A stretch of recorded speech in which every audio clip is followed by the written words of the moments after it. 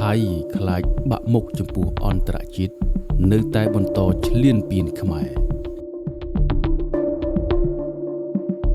អ្នកតាមដានបានបង្ហាញការយល់ឃើញថា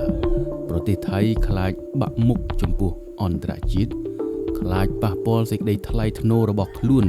តែប្រទេសនេះនៅតែបន្តឈ្លានពានខ្មែរពួកគេបានជំរុញដល់រដ្ឋាភិបាល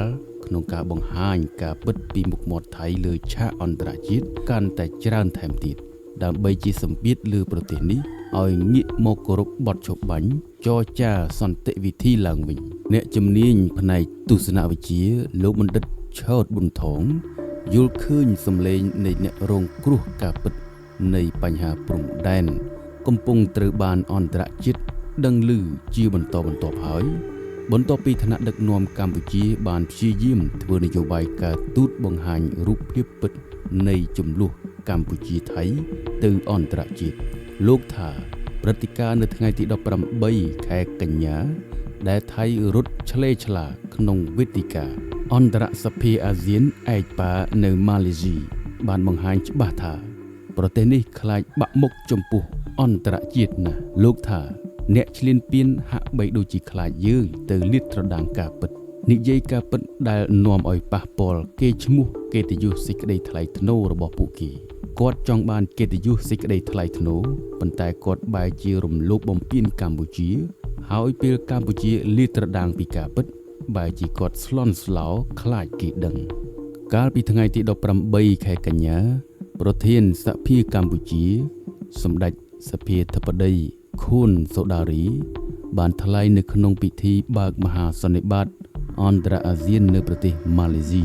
ដោយបានព្រមានពីការគំរាមកំហែងលើសន្តិសុខក្នុងតំបន់បើប្រទេសក្នុងតំបន់អាស៊ានមិនអាចបញ្ឈប់សកម្មភាពឈ្លានពានរបស់ថៃបាននោះទេសម្ដេចបានហៅសកម្មភាពបំពានលើដែនដីអធិបតេយ្យរបស់ប្រទេសដទៃដូចជាថៃកំពុងឈ្លានពានលើកម្ពុជាគឺជាការអនុវត្តច្បាប់ព្រៃដោយប្រទេសក្នុងតំបន់អាស៊ានត្រូវនាំគ្នាចូលរួមទប់ស្កាត់ជាការកត់សម្គាល់ក្រោយប្រធានសភាកម្ពុជាថ្លែងប្រតិភូសភាថៃបានឆ្លេឆ្លាទូរស័ព្ទរត់ឆ្វែងឆ្វាត់ដើម្បីរកការឆ្លើយតបមកកម្ពុជាវិញផងដែរអ្នកតាមដានភូមិសាស្ត្រនយោបាយលោកបណ្ឌិតជ័យតិចយល់ថានេះជាការបង្ហាញនូវភាពអាម៉ាស់របស់ថៃលើឆាកអន្តរជាតិដោយលោកចាត់ទុកថាជាជ័យជំនះថ្មីមួយទៀតរបស់កម្ពុជាដើម្បីបង្ហាញនូវសេចក្តីស្មោះត្រង់និងភាពរងគ្រោះរបស់ខ្លួនលោកថាយើងបានឃើញហើយពីការឆ្លើយតបរបស់ថ្នាក់ដឹកនាំកម្ពុជាលើគ្រប់សេណារីយ៉ូទាំងអស់រួមទាំងនីតិបញ្ញត្តិប្រតិបត្តិនិងប្រជាជនយើងប្រជាជនគួរតែជឿជាក់លើរដ្ឋាភិបាលដឹកនាំនិងការឆ្លើយតបរបស់រាជរដ្ឋាភិបាលលើបញ្ហាព្រំដែនកម្ពុជានិងថៃនេះលោកបានជំរុញដល់ពលរដ្ឋធ្វើពហិការលើទំនិញរបស់ថៃហើយក្រសួងស្ថាប័នត្រូវបន្តពង្រឹងបន្ថែមទៀតនាំអ្នកសង្កេតការណ៍និងសារព័ត៌មានទៅពិនិត្យយកព័ត៌មាននៅព្រំដែនបង្ហាញពីការឈ្លានពានរបស់ថៃនេះគណៈលោកស្វាគមន៍ចំពោះចំណាត់ការរបស់រដ្ឋាភិបាលដែលបានដាក់លិខិតតវ៉ាទៅអគ្គលេខាធិការ UN និងស្ថាប័នអន្តរជាតិបង្ហាញពីការគ្មានច្បាប់ទម្លាប់របស់ថៃនេះកាលពីថ្ងៃទី17ខែកញ្ញាឆ្នាំ2025បន្ទាប់ពីមានការប៉ះទង្គិចរវាងពលរដ្ឋនិងទាហានថៃនៅព្រំដែនអូ3ជាន់ស្រុកអូជ្រៅខេត្តបន្ទាយមានជ័យនាយករដ្ឋមន្ត្រីកម្ពុជាបានដាក់លិខិតទៅកាន់អគ្គលេខាធិការអង្គការសហប្រជាជាតិដើម្បីរាយការណ៍ពីសកម្មភាពបំពានរបស់ថៃលើដែនអធិបតេយ្យរបស់កម្ពុជាបំពានអនុសញ្ញាបារាំងសៀមឆ្នាំ1904និងឆ្នាំ1907ដែលទទួលស្គាល់ដោយ ICJ និងអនុសារណៈការវាស់វែងនិងខណ្ឌសីមាព្រំដែនគោកកម្ពុជាថៃឆ្នាំ2000ព្រមទាំងបំពានលើការសន្យាក្នុងកិច្ចប្រជុំគណៈកម្មាធិការព្រំដែនទូទៅ GBC និងគណៈកម្មាធិការព្រំដែនថ្នាក់ភូមិភាគ RBC ផងដែរក្នុងលិខិតនោះសម្ដេចធិបតីហ៊ុនម៉ាណែតបានសរសេរថាវិធានការឯកតោភាគីទាំងនេះរួមទាំងការអនុវត្តក្រៅផែនដីនៃច្បាប់អាជ្ញាសិទ្ធិថៃ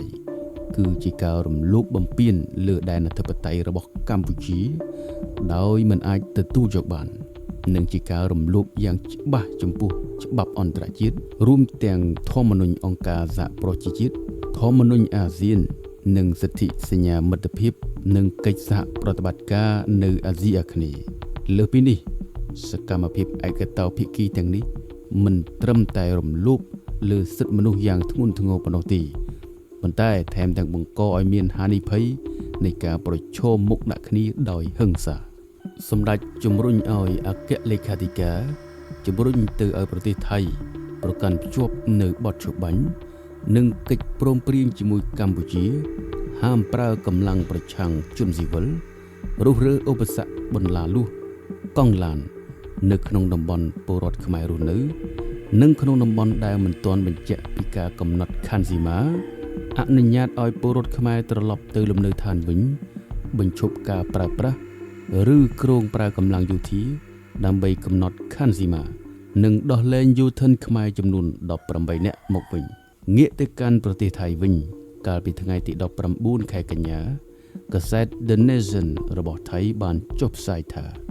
នាយករដ្ឋមន្ត្រីថៃថ្មីទើបតែកាន់តំណែងលោកអនុធីនថាលោកចង់ទៅឡើងថ្លែងមហាសន្និបាតនៅអង្គការសហប្រជាជាតិដើម្បីឆ្លើយតបទៅនឹងលិខិតរបស់កម្ពុជាដែលបានផ្ញើទៅប្រធានាធិបតីអាមេរិកលោក Donald Trump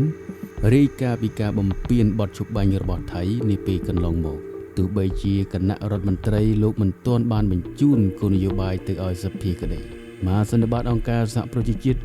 នឹងរៀបចំនៅថ្ងៃទី23ដល់ថ្ងៃទី27ខែកញ្ញានេះសម្រាប់ការពិភាក្សាកម្រិតខ្ពស់នៅស្នាក់ការកណ្ដាលអង្គការសហប្រជាជាតិនៅទីក្រុងញូវយ៉កសហរដ្ឋអាមេរិកប្រធានបទឆ្នាំនេះគឺរួមគ្នាកាន់តែប្រសើរ80ឆ្នាំនិងបន្តទៀតសម្រាប់សន្តិភាពការអនុវត្តនិងសិទ្ធិមនុស្សប្រធានវិទ្យាស្ថានទំនាក់ទំនងអន្តរជាតិកម្ពុជាលោកបណ្ឌិតគិតភីយល់ថា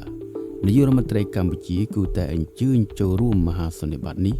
ដើម្បីលាតត្រដាងប្រាប់ពិភពលោកអំពីការឈ្លានពានរបស់ថៃលើទឹកដីកម្ពុជាដូចជាការបង្ហាញពីការស្អប់ខ្ពើមសង្គ្រាមនិងជ្រើសរើសយកសន្តិភាពតាមរយៈយន្តការការទូតនិងច្បាប់អន្តរជាតិក្នុងការដោះស្រាយបញ្ហាព្រំដែនជាមួយថៃលោកបានសរសេរលើ Facebook របស់លោកថាក្នុងឋានៈជារដ្ឋតូចដូចកម្ពុជាការប្រើប្រាស់យន្តការការទូតនិងច្បាប់អន្តរជាតិប្រកបដោយសន្តិវិធីតាមរយៈយន្តការនានារបស់អង្គការសហប្រជាជាតិជាពិសេសមហាសន្និបាតប្រចាំឆ្នាំរបស់អង្គការសហប្រជាជាតិនិងវេទិកាពហុភាគីដទៃទៀតដូចជាអាស៊ាន AIPA អង្គការ Francophonie ជាដើមជាជម្រើសដ៏ល្អបំផុតក្នុងការដោះស្រាយបញ្ហាជម្លោះព្រំដែនកម្ពុជាថៃបានកើតឡើងជាថ្មីបន្ទាប់ពីថៃបានព្យាយាមយកផែនទីគូសដោយខ្លួនឯងមកដាក់ទុកចរចាជាមួយកម្ពុជាដែលបានបំពានដល់សិទ្ធិសញ្ញាបារាំងសៀមឆ្នាំ1904និងឆ្នាំ1907និងអនុសារណៈនៃការយោគយល់គ្នាឆ្នាំ2000និងបានបាញ់សម្លាប់ទាហានខ្មែរម្នាក់កាលពីថ្ងៃទី28ខែឧសភាឆ្នាំ2025បន្ទាប់ពីចរចាមិនត្រូវរើគ្នានិងមានបញ្ហាព្រំដែនជាបន្តបន្ទាប់នោះកម្ពុជាបានស្នើឲ្យថៃឡើងទៅតុលាការយុត្តិធម៌អន្តរជាតិជាមួយគ្នាតែថៃតែងតែបដិសេធនិងបានរុកគួនព្រំដែនជាមួយកម្ពុជាជានិច្ចនៅតំបន់ប្រាសាទតាមាន់ធំតាមាន់តូចតាក្របីក្នុងខេត្តឧត្តរមានជ័យនិងតំបន់មុំបីនៅក្នុងខេត្តព្រះវិហារនៅថ្ងៃទី24ខែកក្កដាថៃបានបាញ់ប្រហារមុនមកលើកម្ពុជានិងបានបាញ់តបតគ្នារហូតដល់មានការព្រមព្រៀងនៃបទច្បាញ់នៅពាក់កណ្ដាលអាធ្រាត្រយប់ថ្ងៃទី28ខែកក្កដាទោះបីជាមានបទច្បាញ់ហើយក្តី